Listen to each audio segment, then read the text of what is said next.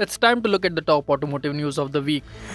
Renault has brought back the Duster in India at Rs 10.49 lakh. The popular nameplate comes back with a fresh design on the new RGMP platform with turbo petrol engines and a strong hybrid coming by Diwali. Pre-bookings are on with deliveries starting in April for the petrol variants that pack up to 163 HP and features like a panoramic sunroof, ventilated seats, level 2 ADAS and more.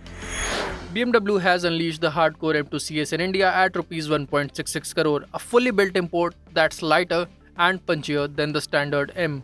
With a 530 HP twin-turbo straight 6 which can go from 0 to 100 kmph in 3.8 seconds. It boasts carbon bits, gold wheels, a massive ducktail spoiler, and carbon bucket seats for track-ready thrills. In the global market, BMW has unveiled the new i3 electric sedan. This is the brand's second new class A car that brings back the 3 Series nameplate. Staying true to its name, it offers performance with 2 electric motors producing 469 HP and offers a range of up to 900 km on a WLTP cycle.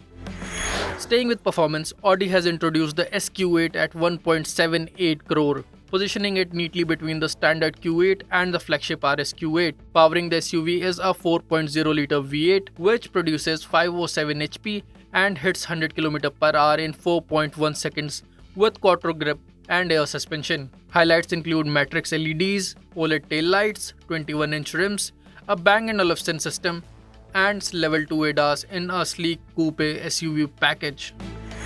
Rounding off the week, the reborn Tata Sierra has aced the Bharat NCAP crash test with a full 5-star rating. The SUV scored 31.14 out of 32 in adult occupant protection and 44.73 out of 49 in child occupant protection, putting it at the top of the current BNCAP charts. It packs features like 6 airbags, a 360-degree camera, all-disc brakes and level 2 plus ADAS.